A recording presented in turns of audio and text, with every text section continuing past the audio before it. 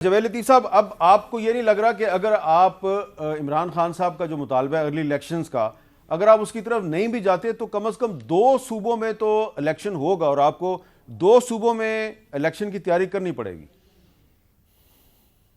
यार अहमद मीर साहब, मुझे अफसोस इस बात पे है कि मुझे बड़ा एहतराम है दोनों भाइयों का, आबिद ज़ुबैरी साहब का, शुएब शाहीन साहब का। हम बात कर रहे हैं आइन कानून की।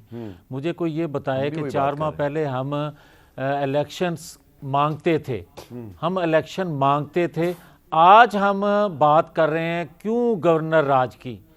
बात समझने की, सोचने की ये है कि जिस शख्स ने 4 माह पहले पाकिस्तान की मईशत को तबाह कर दिया, दुनिया के मालियाती अदारों के साथ जो मुआहदे आपने ओन ना किए, डिसओन किए, और आज आपके जो केसेस हैं वो खुलना शुरू हुए हैं, आप के जो करतूत हैं, आपने जो जराइम किए हैं, जो पाइपलाइन में हैं, आपको नज़र आ रहे हैं। बग़ैर एहतसाब के, बग़ैर उन चीज़ों को एड्रेस किए आप इलेक्शन की तरफ जाएंगे, तो फिर मुझे ये बताएं ना कि कल को जो भी कोई आया करेगा, लाडला हुआ करेगा, 4 साल 6 साल हुकूमत किया करेगा और उसके बाद फिर नई बात सुना दिया करेगा। इस तरह बात नहीं चलती। मियां साहब, एक मैं बात आपको थोड़ी सी याद अगर करवा दूं, आपने भी ये बात की थी, लेकिन वजीर दाखिला राना सनाउल्लाह साहब ने तो ये बात बार बार की थी। जरा सुन लें, राना सनाउल्लाह साहब ने मुझे क्या कहा था। KPK और पंजाब असम्बली तोड़ दे तो इलेक्शन अर्ली करवा लें। ये राना सनाउल्लाह साहब ने मुझे एक दफा नहीं कई दफा कहा कि भाई इमरान खान कहता है कि अर्ली इलेक्शन कराओ तो उसको को KPK और पंजाब की असम्बली तोड़ दे। अब वो कहता है मैं तोड़ने के लिए तैयार हूं, अब आप कहते हैं हम गवर्नर राज लगा देंगे। मीर साहब, ना मीर साहब, एक सेकंड, मैं बड़ा क्लियर हूं इस मामले में। अगर मुझे 1 मिनट दे दें तो मैं बात अपनी मुकम्मल कर लें।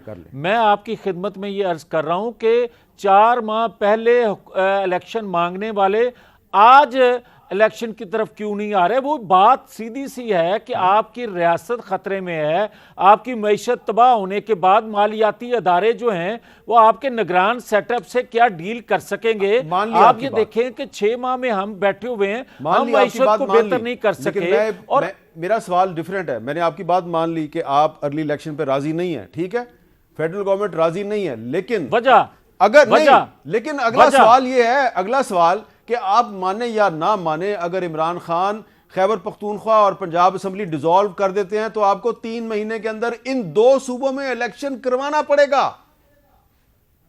भाई ये असेंबलियां नहीं टूटेंगी, ये लिख के रख लें, किसी सूरत नहीं टूटेंगी। खैबर पख्तूनख्वा में भी एक बड़ा धड़ा जो है, उससे कल से हमारी बात तकरीबन ऑलमोस्ट मुकम्मल हो चुकी है। पंजाब में हमारी मेजॉरिटी है। किस तरह ये हो सकता है कि ये असेंबली तोड़ लेंगे? पंजाब में मेजॉरिटी है, वहां तो चीफ मिनिस्टर परवेज लाई है और वो कह रहा है कि इमरान खान जैसे ही कहेंगे मैं परवेज लाई साहब जिस तरह चीफ मिनिस्टर बने थे वो भी आपके इल्म में है। जवेद लतीफ़ साहब, इलेक्शन कमीशन ऑफ पाकिस्तान ने भी ये कह दिया है कि जैसे अगर असेंबली टूटती है तो हम मुकर्ररा वक्त में इलेक्शन करवा देंगे।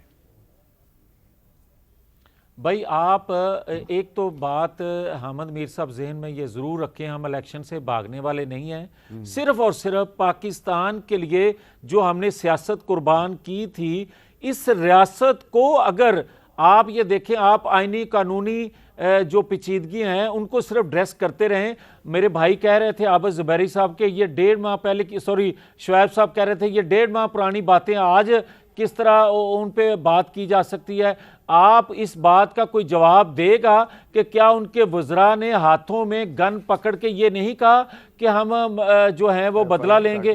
भाई मुझे ये बताए कोई कि अगर सूबे की इंतजामी मशीनरी के साथ कोई हुकूमत वक्त जो है उस सूबे की वो चढ़ दौड़े मुकाबला करने के लिए तैयार हो जाए, अगर उन्होंने हाथ में बंदूक उठाई और आपको धमकी दी तो आपने उन पे FIR दर्ज करवानी थी, क्यों नहीं करवाई? आप मुझे ये बताएं कि वज़ीर दाखिला जो हैं वफाक के, उनको पकड़ने के लिए आए रोज़ सूबाई हुकूमतें जो हैं वो इमरान खान की ख्वाहिश पे इस्लामाबाद तक आ जाएं। मुझे ये कोई बताए कि कल कोई वज़ीर आज़म को कहेगा कि मैं इस सूबे में दाखिल नहीं होने देता। 18वीं तरमीम के इख्तियारात अपनी जगह मौजूद हैं, ठीक है। मगर फेडरेशन को देखना, वफाक को देखना, रियासत को देखना, ये भी हमारी जिम्मेदारी है। ठीक सिर्फ है। आईनी तकाजे देखते रहें और पाकिस्तान बर्बाद हो जाए, ये नहीं हो सकता। अच्छा,